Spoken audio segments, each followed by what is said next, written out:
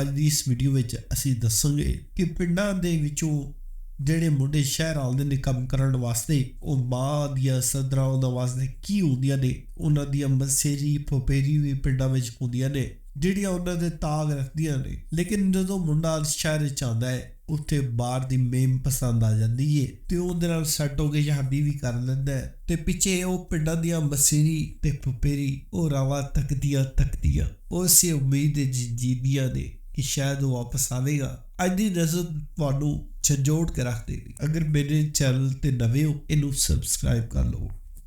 ਮੁੱਕ ਗਈਆਂ ਨੇ ਸਾਵਾਂ, ਹਾਵਾਂ ਰਹਿ ਗਈਆਂ, ਯਾਦਾਂ ਚੁੱਕਦਿਆਂ ਬਾਹਾਂ ਰਹਿ ਗਈਆਂ। ਬਹੁਤ ਸਾਰੇ ਸ਼ਹਿਰਾਂ ਦੇ ਵਿੱਚ ਜਾ ਵਸੇ, ਪਿੰਡਾਂ ਦੇ ਵਿੱਚ ਇਕੱਲੀਆਂ ਮਾਵਾਂ ਰਹਿ ਗਈਆਂ। ਮੇਮਾ ਪਿੰਡਾਂ ਦੇ ਮੁੰਡੇ ਆਪਣੇ ਕਰ ਲੈ ਸਨ, ਹਾਏ ਮਸੇਰੀ ਤੱਕਦੀਆਂ ਰਾਵਾਂ ਰਹਿ ਗਈਆਂ।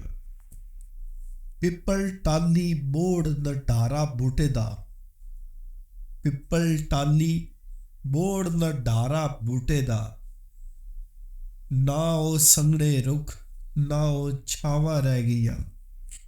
ਲੱਸੀ ਸਾਗ ਤੇ ਮੱਖਣ ਤਵੇ ਦੀ ਰੋਟੀ ਤੇ,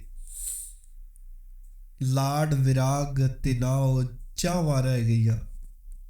ਜਾਂਦੀ ਵਾਰੀ ਪੁੱਤਰ ਮਿਲ ਕੇ ਨਹੀਂ ਟੁਰਿਆ, ਮੇਰੀਆਂ ਬਾਹਾਂ ਵਿੱਚ ਦੁਆਵਾਂ ਰਹਿ ਗਈਆਂ। ਜਿੱਥੇ ਬਹਿ ਕੇ ਸਾਰੇ ਦੁੱਖ ਵੰਡਾਉਂਦੇ ਸੀ, ਕਿੱਥੇ ਯਾਰ ਸਗੀਰੋ ਥਾਵਾਂ ਰਹਿ ਗਈਆਂ।